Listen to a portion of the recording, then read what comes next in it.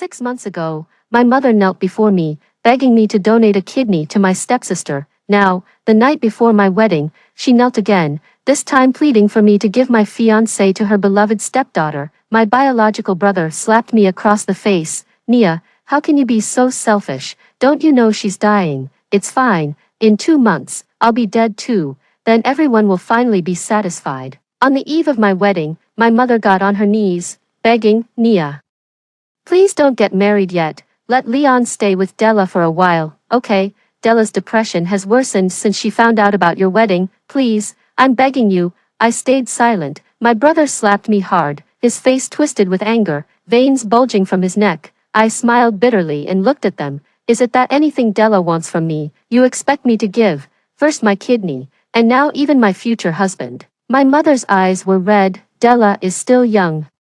She can't live without Leon, I promise. Once she gets better, Leon will come back to you and you can get married. My brother grabbed my wrist tightly. Nia, stop making trouble. We're family. Isn't it better if Della stays alive and well? Leon knocked and entered. He was wearing the suit meant for tomorrow's wedding, his expression hard to read. I could see hesitation in his eyes. But in the end, he only patted my head and said, Nia, wait for me to come back.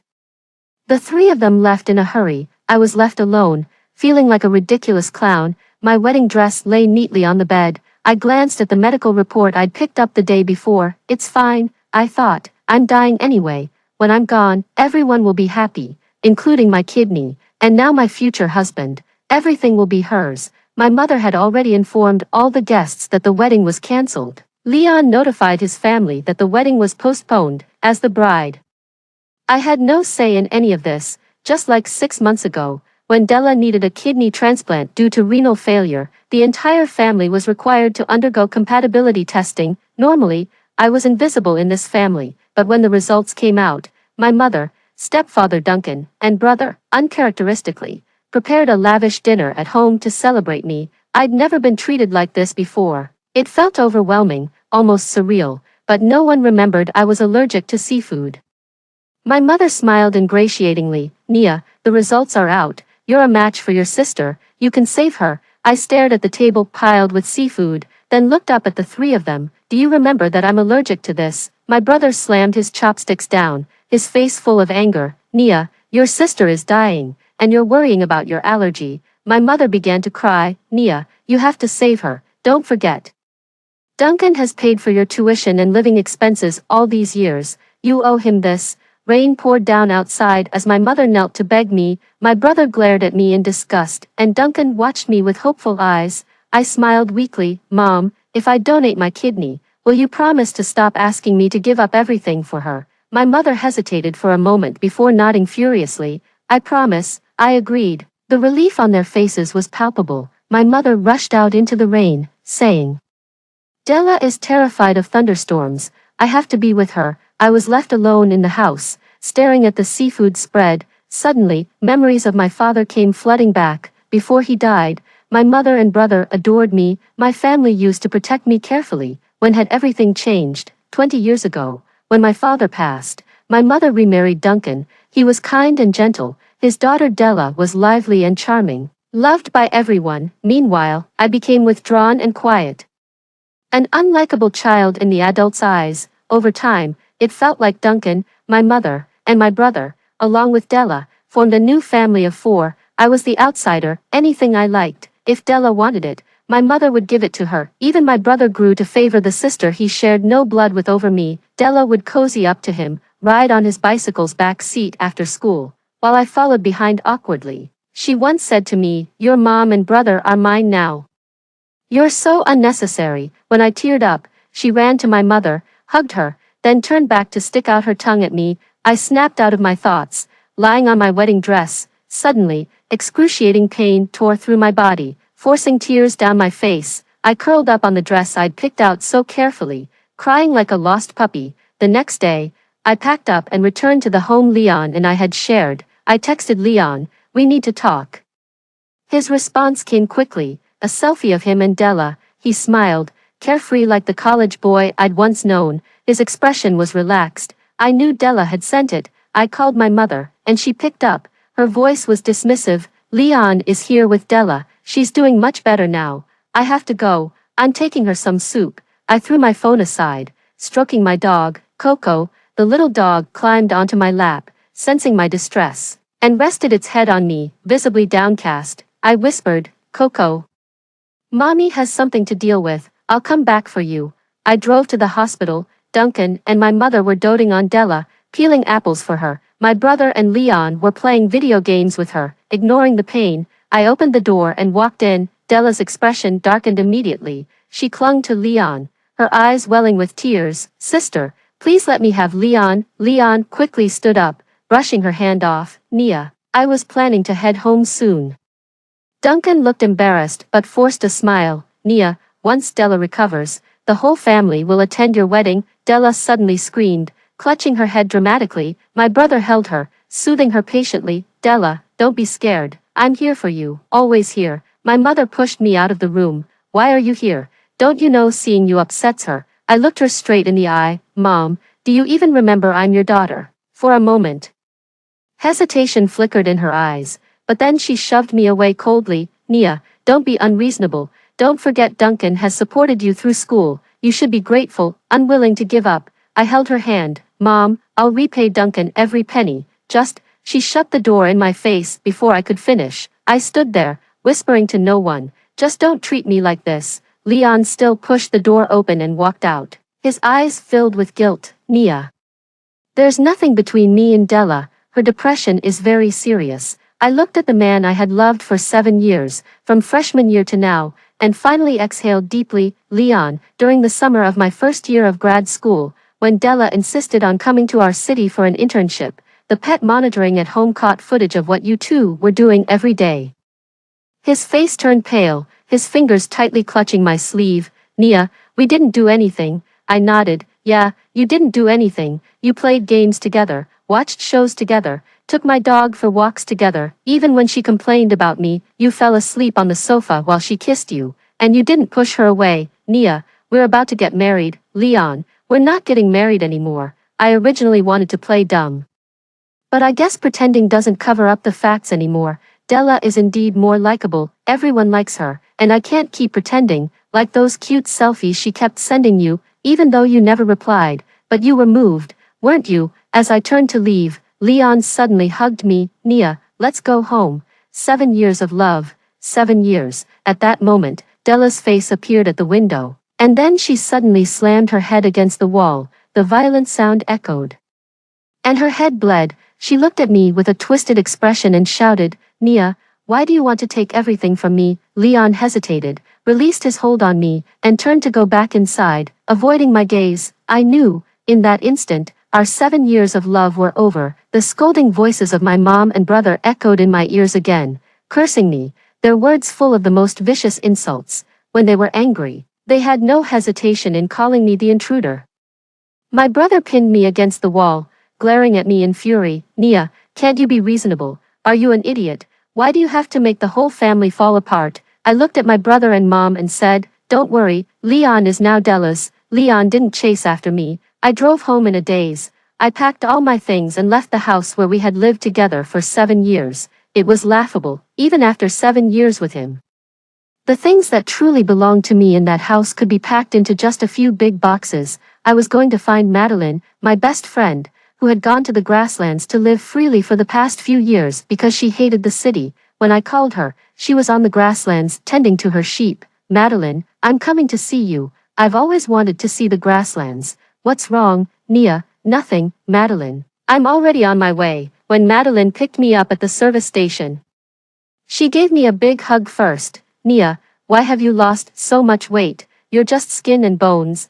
I truthfully explained. Madeline, I might die. Madeline's eyes widened. Don't joke. It's bad luck. I hugged her tightly. Bone cancer, late stage, not much time left. Madeline went mad, pushing me into the car. I'll drive you to the hospital for treatment. I shook my head. Madeline, I'm tired. I just want to see the grasslands and your sheep. I can't keep fighting anymore. I want to leave beautifully, without regrets. I sat in the back seat of Madeline's pickup truck, hugging Coco, resting. Leon's call came in, and I took the SIM card out and threw it out of the window. Madeline asked, what about Leon? He doesn't deserve to know. and your mom and brother, maybe, a long time ago. They were just someone else's mom and brother. The car stopped in front of her yurt, just as dawn was breaking, with the sun slowly rising from the distance. Casting a faint light that pierced through the darkness, Coco was running wildly across the vast grasslands for the first time, jumping and panting with joy. I thought, if I die, maybe it's okay for the little dog to stay on the grasslands. It would be able to run around carefree here. Madeline lit a cigarette, and the smoke was blown away by the wind. Her eyes seemed a bit red. Eventually, she crushed the cigarette underfoot, stamping it several times. Damn it, Nia, are you stupid? I was speechless, but she still dragged me into the yurt, then turned her back on me, sobbing, Nia, that bastard Leon promised me he would take care of you. Is this how he takes care of you? I cautiously pulled at her sleeve. Madeline, can we not talk about him? Lying next to Madeline, her hand tightly clasped around mine. Her palm had become rough, but it gave me the most reassuring feeling as she gently rubbed my hand. I rested my head on her shoulder. Madeline, am I weak? I chose to run away. I don't want to see them anymore. No, Nia, you can never wake up someone who's pretending to sleep. Similarly, you can't change your mom and brother's favoritism by fighting back. It's better to just escape. The pain swept through my entire body again. I turned pale and took painkillers from my bag. Coco lay beside me, whimpering softly. Madeline fed me the pills, her hands trembling. I forced a smile. Madeline, I have one last thing to ask you. My mom always said that I owed Uncle Duncan a lot of money for my tuition and living expenses throughout school, including college and grad school. Over the years, I saved up some money, the 500,000. Can you send it to their account? Madeline, you're my best friend, and I'm really sorry to bother you before I die. The card also has 150,000. Please take it as my final gift to you. Okay, Madeline sighed deeply as she looked at me. Nia, you should save that money for your treatment. I shook my head. Madeline, I don't have time. She didn't say anything more, just kept wiping her tears with her back to me.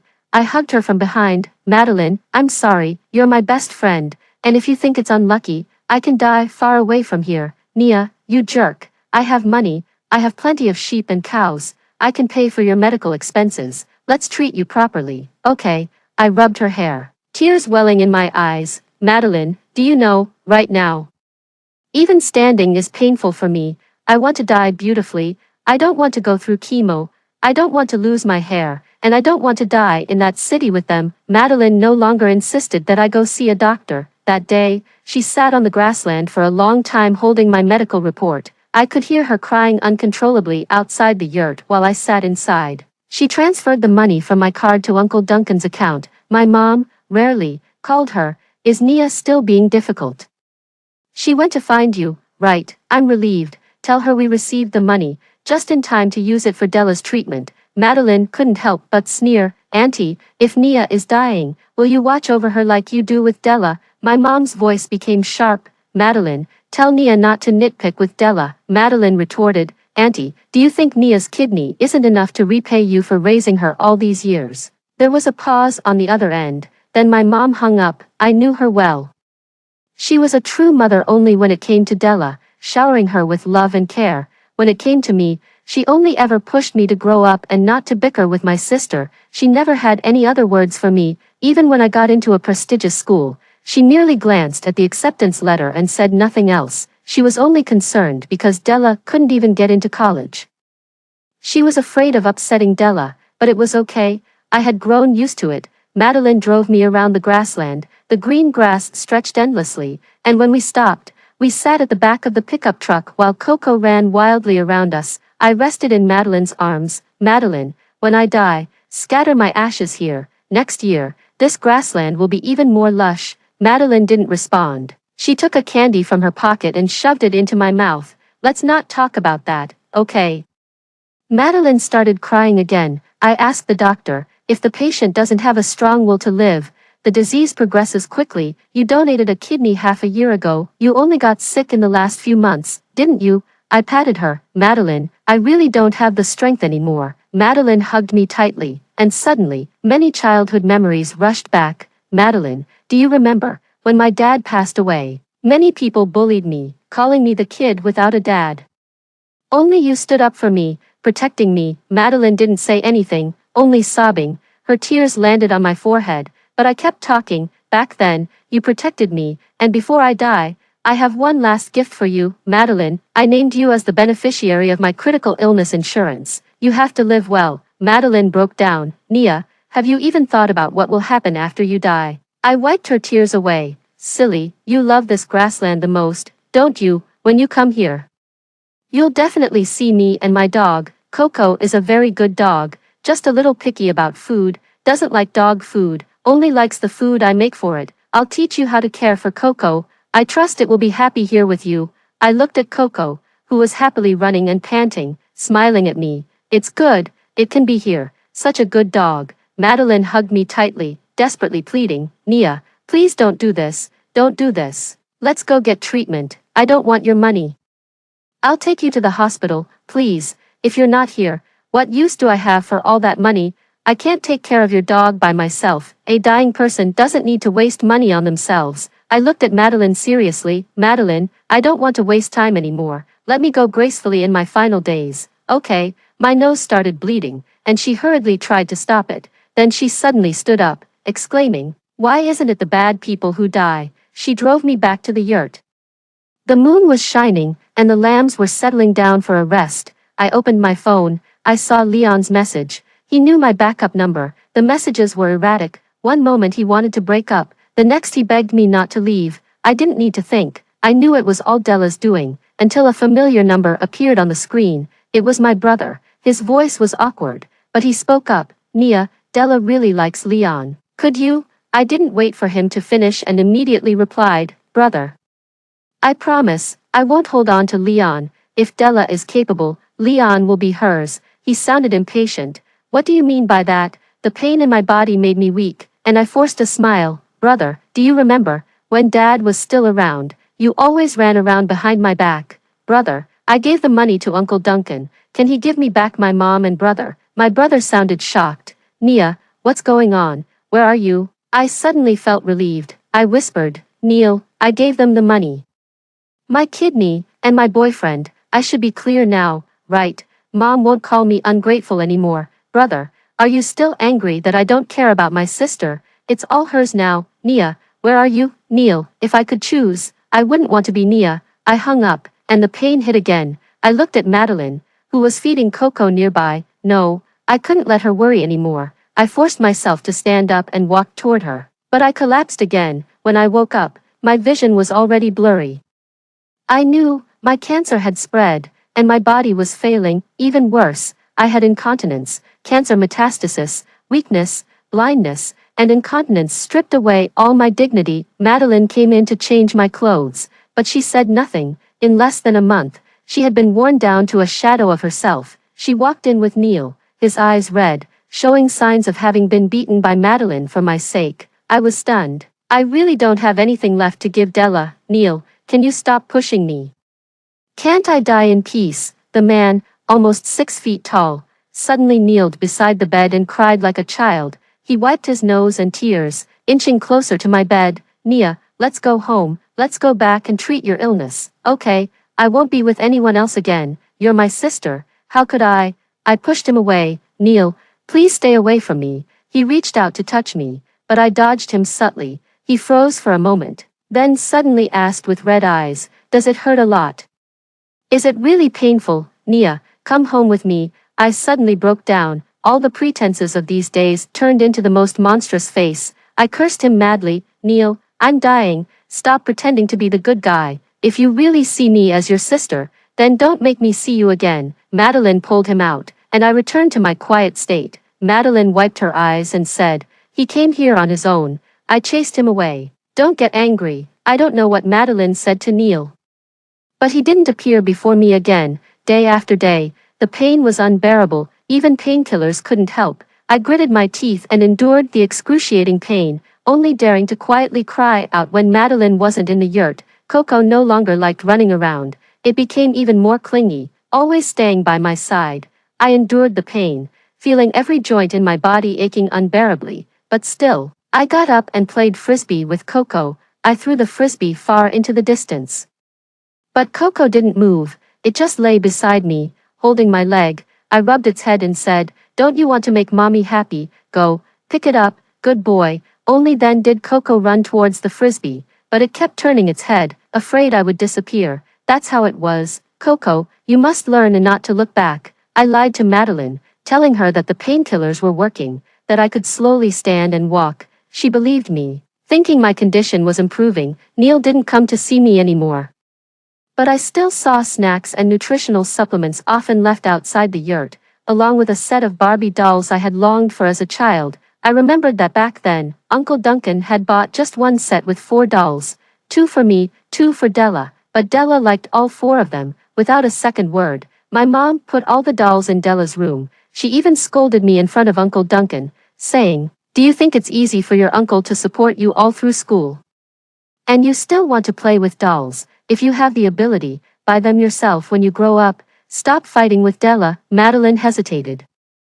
"Neil might really be regretting it, maybe." I shook my head. "Madeline, even if he genuinely wants to make things right now, it's pointless. I don't need it, and I don't want him living in guilt. Let him go, don't let him come back. Just let him think I'm far away, still living well." Madeline sighed, but didn't say anything. Leon's call started coming through to Madeline's phone. Madeline already hated him deeply and didn't mince her words. Neil hadn't told them about my illness, because I had threatened him that if he told anyone or brought someone else, I would never forgive him in my lifetime. Leon could tell from the phone that I sounded exhausted. With a hoarse voice, he pleaded, "Madeline, you're her best friend. Please tell me, where is she?" Madeline sneered. "What's wrong? Is Della no longer bothering you?" Depression combined with a fragile body, yet always the sunshine type. "Isn't everyone rushing to pity her?" Leon paused. "Nia has always been such a kind person. I don't understand why she's pushing me away this time. Half a year ago, she even donated a kidney to her sister. Why is she suddenly so intolerant of me?" I know Nia is aggrieved, but Della has depression. She's extreme, and she's suicidal. We can't just watch her die, can we, Madeline? If she loves death, then let her die. The call ended. Suddenly, I noticed that I had lost control of my bladder again. The expression on my face must have been dreadful. Madeline picked me up and changed the bedding, changing my clothes as well. Weakly, I whispered, "Madeline, I'm sorry, I've burdened you." She shook her head. "Don't say that, please, Nia, don't say that." To ease my mind, she would take Coco to herd sheep, trying to live the old days. I knew it. She was afraid I would overthink, but I understood. When they left, I took out paper and pen and wrote my will. I just couldn't bear the excruciating pain anymore, didn't want to burden my friend, and didn't want my dignity to be consumed by illness. They should have a normal life. The will and the insurance policy I bought before I got sick were placed together. In the end, I thought I shouldn't drive anymore. It would crush the grass. The young grass had just begun to thrive. Why should it be crushed? I picked a horse and saddled it. With my prepared GPS, I headed towards the Mother River, the Urguna River. In my life, I had never felt motherly love, so let me be selfish for once and die here, in the Mother River. I rode the horse, swaying, pushing myself to go faster, faster, because once Madeline finds out, she will definitely come with Coco to look for me. I stood on the riverbank, looking at the flowing water, and jumped in. Liquid filled my nose, but I didn't struggle as I sank to the bottom. I knew in that moment, I was finally free. Madeline's side story. When Madeline returned to the yurt, she found Nia was missing. The bed was neatly made, and the floor was spotless, which made her panic. Her gaze fell on the pile of paper on the pillow. It was Nia's will, along with the insurance policy she had mentioned before. Coco seemed to sense something, and it began to panic too. The will read, "I'm sorry, Madeline. I just couldn't bear the pain anymore. I've never felt motherly love in my life. Let me end it here in the Mother River." Madeline drove with Coco, taking a detour along a road, and finally reached the riverbank. A group of herders tightly surrounded a small area, and Madeline's heart sank to her bones. She pushed through the crowd and saw Nia, her face pale. The police on the grassland investigated and, upon seeing Nia's will, said nothing more. Madeline stood there, stunned. Coco circled Nia's body, anxiously pacing around. She suddenly remembered when Nia had first come here. "Scatter my ashes on this grassland. Next year the grass will be even greener." With the help of the herders, Madeline held a small funeral for Nia. When the flames rose, Coco crazily tried to run into the fire. Madeline held Coco and cried. her nerves cracking again. "Nia, you jerk." When Neil showed up with Nia's favorite snacks, he saw the red light in the distance and a group of herders and llamas. He stepped forward. When he saw Madeline holding Coco and crying uncontrollably, he kept telling himself that the person in the firelight couldn't be his sister. He knelt down, staring at Madeline. "Who is that?" Madeline glared at Neil with hatred. "Who is that?" "That's your biological sister, Neil. Don't you think it's too late for you to come?" in a tone. Neil was stunned. How could this be? No, it can't be. She can't be my sister. Neil crazily tried to run into the fire, but was stopped by the herders. The crackling sounds from the fire, the sounds of skin and bones breaking, pierced Madeline's heart like 1,000 needles. When the fire died down, Coco lay on the grass, crying. She gently touched Coco's head and approached, carefully gathering Nia's ashes into a box. Neil stood aside. "Can I take her home?" "I'll take her home." Madeline ignored him, carefully collecting the ashes little by little, then looking at Neil. "Neil, you're not worthy." On a sunny day, with the sheep leisurely grazing, Madeline placed a small portion of Nia's ashes in a tiny glass bottle, making it into a necklace, which she wore around her neck. She stroked the little bottle. "Nia, we'll never be apart again." She drove to the place where she had brought Nia before and, with great care, scattered Nia's ashes on the grassland. Neil had followed her the entire way. When he saw the wind scattering Nia's ashes into the air, he collapsed. He knelt before Madeline. "Madeline, please, let me take her home." Madeline suddenly sneered. "Neil, where does she still have a home? Isn't it your family who destroyed it bit by bit? Della is your sister.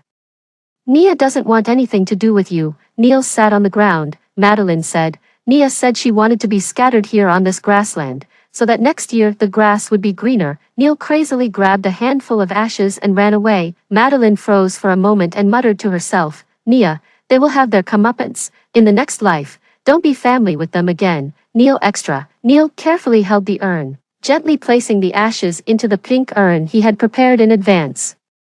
He murmured to himself as he caressed the box, "Nia, you always loved pink, didn't you? I've brought you home, little sister." But he knew, Nia would never call him brother again. He had always thought of Nia as the thoughtful little girl she once was, someone who kept quiet even when their mother gave away her favorite things to Della, never shedding a tear. Over time, he even began to think that maybe Nia didn't really care for those things, that giving them to Della was no big deal. Della was sweet and would cling to him, showering him with affection, also winning their mother's favor. He had seen it with his own eyes, how hard Uncle Duncan worked to support the 3 siblings, how tough it was for him to make ends meet. He understood his mother's humbleness and caution, and he understood her constant reminder to him and Nia, "You need to be grateful." At first, he felt sorry for Nia, but as time passed and she became more peculiar, he didn't have the patience to care for a sensitive and suspicious teenage sister. He thought it would all get better once she grew up, but somewhere along the way, he had become just like his mother. When Nia was accepted into a prestigious school, he prepared a laptop to gift her, only for Della to say, "Brother, is this your gift for me to go to college?"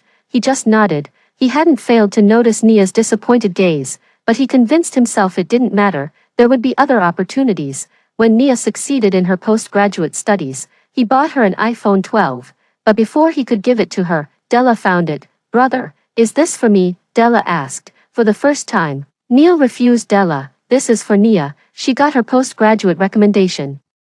Della's eyes turned red, and she suddenly started crying. "Brother doesn't love me anymore. You only love sister, right?" His voice softened. "Then I'll give it to you." He had seen Nia standing behind the door, but he said nothing. Thinking about this, Neil felt disgusted with himself. He had slapped his own sister just to please Della. He cried uncontrollably on the plane. All the passengers stared at the man, his face filled with sorrow, tears streaming down. On that rainy night, when the family was pressuring Nia to donate a kidney, how much pain must have been in her heart. Neil couldn't bear to imagine what must her heart have felt like on the night before his wedding, when his own mother knelt down begging her to step aside for her future husband. Neil couldn't bring himself to think about it anymore. He closed his eyes, remembering Nia's tear-filled eyes outside the hospital room. He knew she was disappointed, but he hadn't acknowledged it. When Nia said, "Don't worry, Leon will be Della's from now on," he had wanted to run after her, but he thought he could make up for it later. He didn't know, however, that the day Nia left, there would be no later. After returning home, his mother and Uncle Duncan were still at the hospital with Della. He drove to the hospital, where Leon was still outside the room, calling Nia's phone. He paused and croaked, "Stop calling, Nia's dead." "Leon, what did you say?" Leon punched Neil and shouted, "What did you say?" Neil wiped the blood from his lip. "Nia's dead." Leon wanted to start a fight, but the door suddenly opened. His mother stormed in angrily, "Neil, you said you went to find Nia. Where is she? Tell her to come back and apologize to Uncle Duncan. Duncan will return the money to her. She doesn't need to hide from us. We are a family." Neil looked at his furious mother, and a wave of malice swept over him. Would his mother break down if she knew Nia was dead? Just like him, he coldly responded, "Nia's back, but she can't come alone." His mother's anger flared even more, and Della hurried over to support her. "Mom, don't be mad. Maybe sister's just angry with me." Neil suddenly gave an eerie smile. "She won't come because she's dead." His mother frowned. "You're crazy. How could you curse your own sister?" Leon, in panic, called Madeline. Madeline's voice came through the phone. After Nia died, the beneficiaries on her insurance policy were filled in. "I'll be back in a few days to help process things." She hung up. His mother still didn't believe it. "Stop joking," Della screamed. "Brother, are you and sister trying to scare Mom?" Neil fixed his cold gaze on Della, expressionless. "Della, take care of your health. You still have Nia's kidney inside you. Don't forget that." Neil was only there to deliver the news of Nia's death. Although his mother was half believing, she followed him home. When she saw the pink urn, she muttered to herself, "How could this be? Nia was always so well behaved, so healthy." She passed her physical exam when donating her kidney. "There's nothing wrong." "No, no." Madeline drove back to the familiar city with Coco. She entered Nia's home. Nia's room was small and dark, separated from the kitchen. In contrast, Della's room was warm and faced south, with a pink princess bed and white curtains, truly like a princess's room. Madeline felt even more disdainful toward Nia's mother. Nia's mother still refused to believe that Nia had passed away. It wasn't until the insurance agent, and Madeline herself, presented the will and death certificate that she sat down on the ground, stunned. As for her so-called stepfather, he remained indifferent. Leon, eyes red, didn't even want Coco near him. The insurance agent slowly spoke. "Ms. Nia purchased this insurance 2 years ago. The beneficiaries listed are her mother, brother, Madeline, and Leon. Now that Ms. Nia has passed away, the compensation will be disbursed to the accounts as per the contract." Upon seeing the will, Nia's mother suddenly broke down in tears. The will, short and to the point, was heart-wrenching. Not once did it mention her or Neil. Before leaving, Madeline handed the will to Leon upon his request. If she could make them feel the sting of the truth every day, it would be a small consolation for Nia's pain before she died. Madeline finished her tasks and then returned to the grasslands with Coco. While playing with the frisbee, she suddenly remembered the times Nia had squatted beside the yurts, repeatedly teaching Coco not to look back. She couldn't control herself anymore and let out a deafening scream. "Nia, you told everyone not to look back at you, not to remember you. But how could anyone forget you?" It was said that after Nia's mother went into a brief state of confusion, she ultimately chose to divorce Uncle Duncan. Della didn't think she had stolen anything from Nia. In fact, before Nia's mother moved out, she smugly looked at them and said, "Dad married you to take care of me, right? Now that your daughter's dead, you can take care of me even better." "My dear Mom," Nia's mother finally came to her senses. The daughter she had so wrongfully scolded for years wasn't her own, but the stepdaughter she had cherished for 20 years. She couldn't bear to think about the things she had done before Nia passed. She began to lose sleep, aging rapidly, murmuring, "Nia, Nia.